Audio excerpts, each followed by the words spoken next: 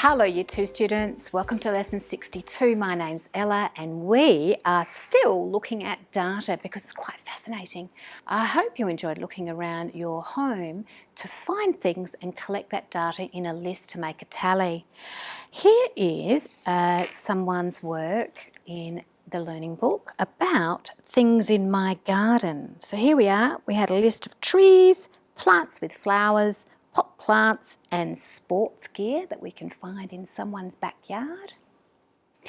And we had some statements which were, there are more plants with flowers in my garden than trees. And a question, sometimes data leads you to questions. And this question was, I wonder what sports gear was used the most. So I hope you enjoyed collecting some data around your home and were able to make some statements and questions about that. Okay, what do we need for this lesson? Once again, our learning books, and we are going to be warming up with a collection of things that we can classify or put into categories. You may have seen these before. There's a collection of teddy bears in different sizes and colours. So I think we could easily look at different colours, couldn't we? We could easily place these into blue and green, yellow and red. Okay, and we could, if we put them in a nice long line, a bit like a pictograph, we could actually even quantify that, couldn't we? We could say how many we have in each colour. But remember, there's different categories to put data in. So we might not just be looking at colour. Let's have a look at size. So we have some different sizes now. Large,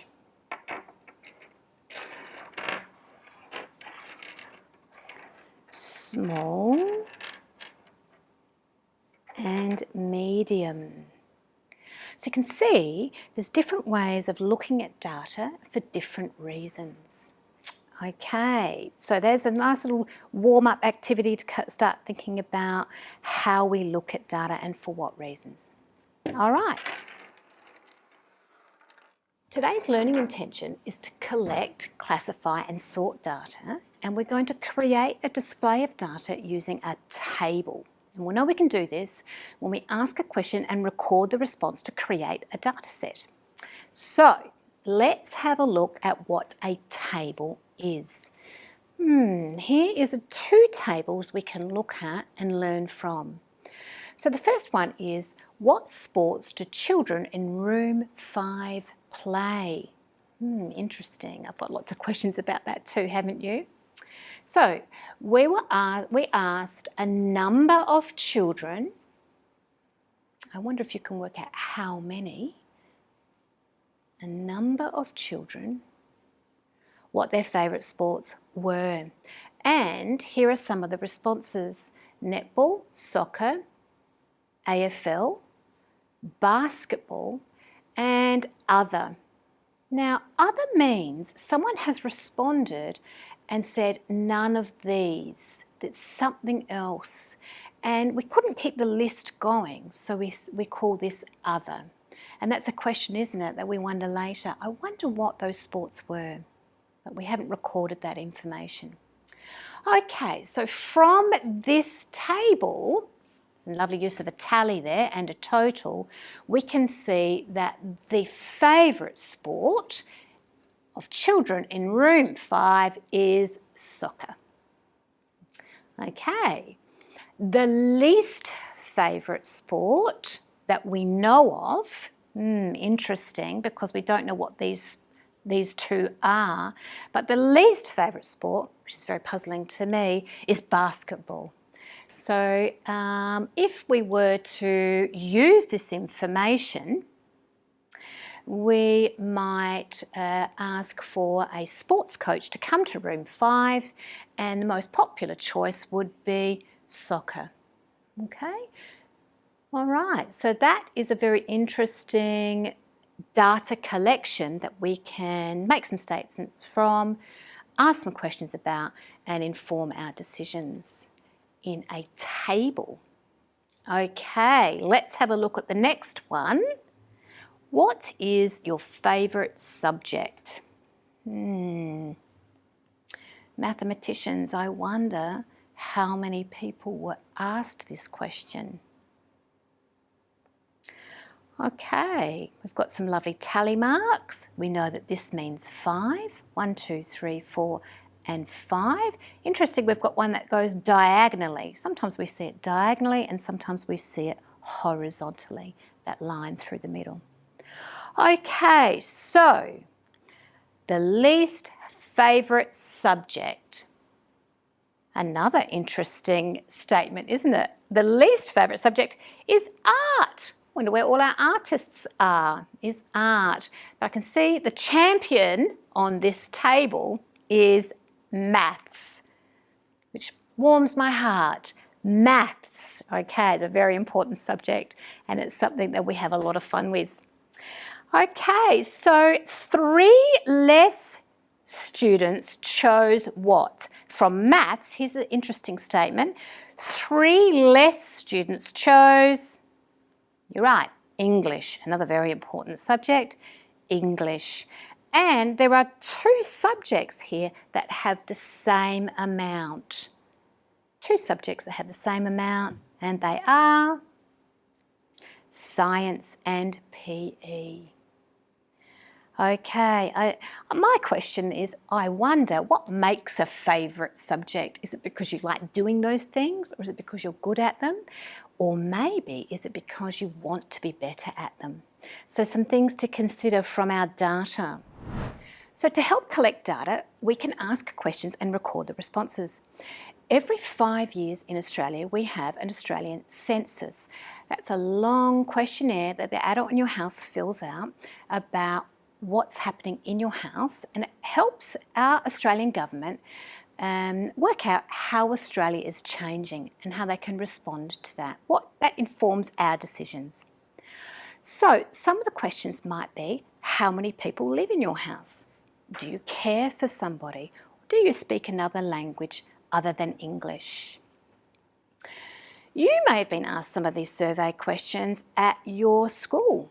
Perhaps you've been asked, what's your favourite colour, team or pizza topping?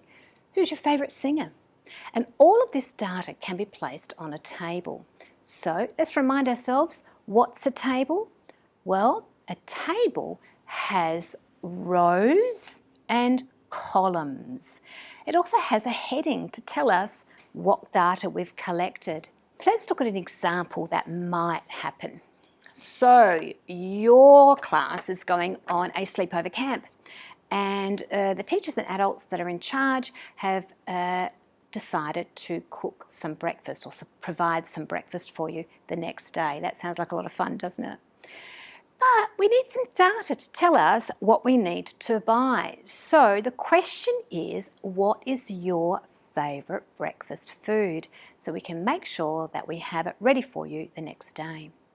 So we collected some data, and the data was this. Let's have a look.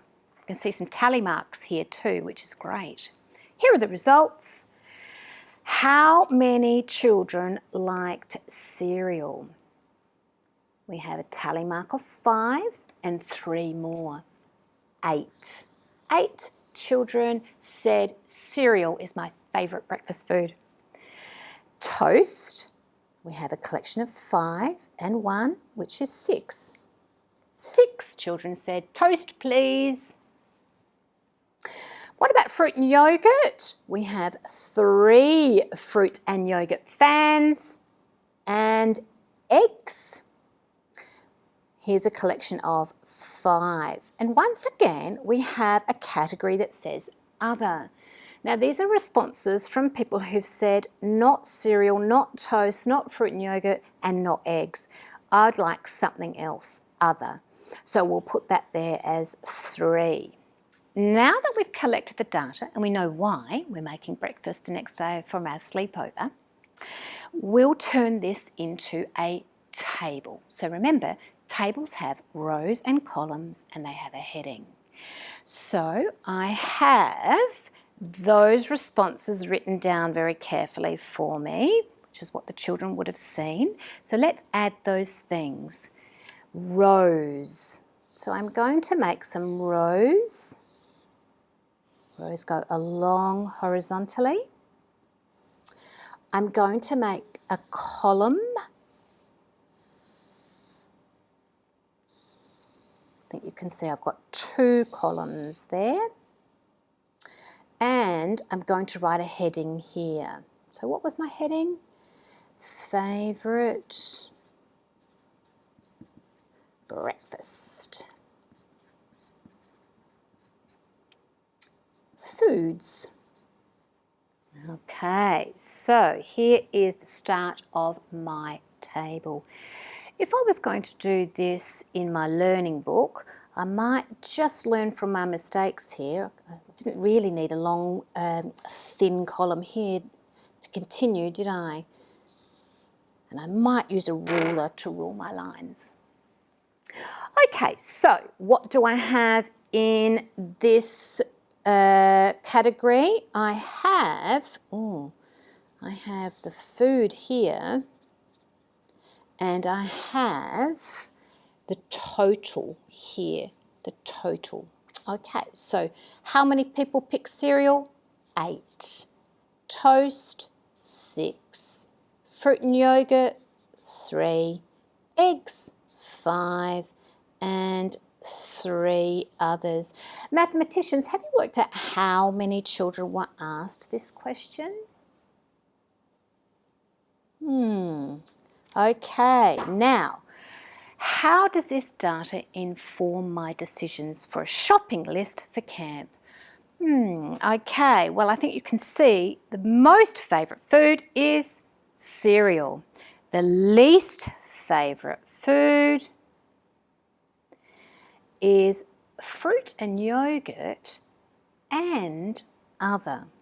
Now, this is a moment where data might lead us to another question, which is, I wonder what those other results were.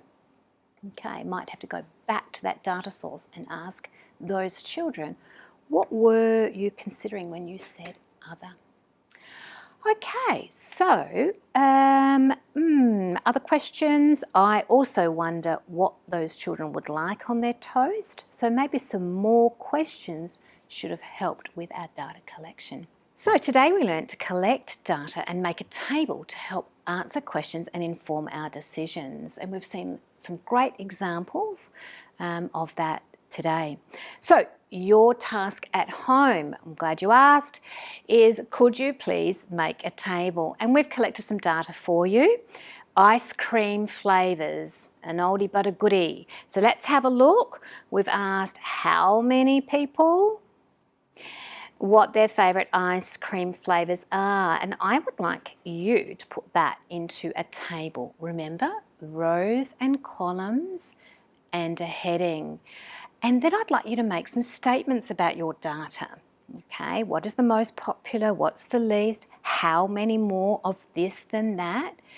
And it also might lead you to a question. I can see one there, but I'll let you do the thinking. Okay, so enjoy your learning and I will see you at our next lesson. Bye for now.